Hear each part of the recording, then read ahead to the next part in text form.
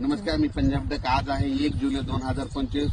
1, 2, 3 जुलैला मात्र तुमच्या इकडे मुसळधार पाऊस पडणार आहे. विदर्भ, पूर्व विदर्भ 6 जिल्हे आणि पश्चिम विदर्भ 5, 11 जिल्ह्यामध्ये मुसळधार पाऊस पडणार आहे. कुठं अतिवृष्टी होणार आहे, कुठं भाग बदलत पाऊस पडणार आहे, कुठं रिमझिम पडणार आहे.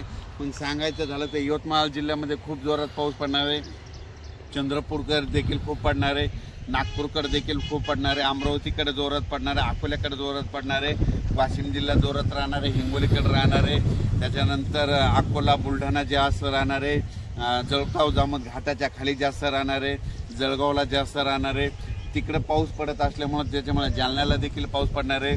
संभाजीनगरला देखील पडणार आहे. म्हणजे सांगायचं झालं तर पूर्व आणि पश्चिम विदर्भ 11 जिल्ह्यामध्ये चांगला पाऊस पडणार आहे. म्हणून हे विदर्भ पश्चिम विदर्भातल्या शेतकऱ्यांनी हा अंदाज लक्षात घ्या. पश्चिम महाराष्ट्रामध्ये चांगल्या प्रकारच्या बऱ्याच ठिकाणी भाग बदलत पाऊस सुरू होणार आहे. सांगलीकडं, साताऱ्याकडं, त्याच्यानंतर पंढरपूरकडे देखील, नगर जिल्ह्यात देखील बऱ्याच ठिकाणी पाऊस सुरू होणार आहे.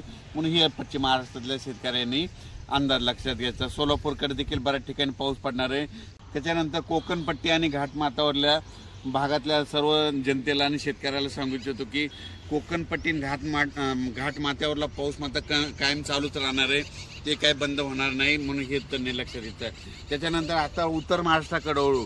उत्तर महाराष्ट्राकडे सांगायचं झालं तर नाशिक जिल्ह्याकडे जोरदार पाऊस सुरू राहणार आहे. त्यांचा पाऊस काही बंद होणार नाही. म्हणून हा अंदाज त्यांनी लक्षात घेतला. धुळे, नंदुरबार, जळगाव, या चाळीसगाव, पारोळा या ठिकाणी 3 जुलैपर्यंत जोराचा पाऊस राहणार आहे. म्हणून हे अंदाज लक्षात घेतला. गुजरात, मध्य प्रदेश आणि राजस्थानकडे पाऊस पडत असल्यामुळं त्याचा असर आपल्या महाराष्ट्रावर उभी होणार आहे. म्हणून हे त्यांनी लक्षात घेतलं.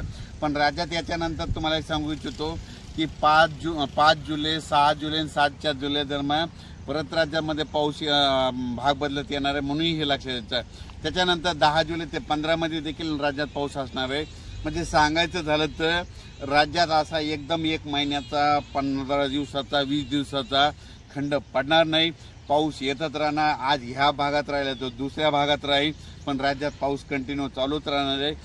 अचानक वातावरणात बदल झाला तर लगेच एक मेसेज दिला जाईल. धन्यवाद.